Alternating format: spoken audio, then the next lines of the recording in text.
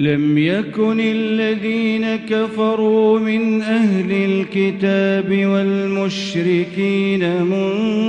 منفكين حتى تأتيهم البينة رسول من الله يتلو صحفا مطهرة فيها كتب قيمة وما تفرق الذين أوتوا الكتاب إلا من بعد ما جاءتهم البينة وما أمروا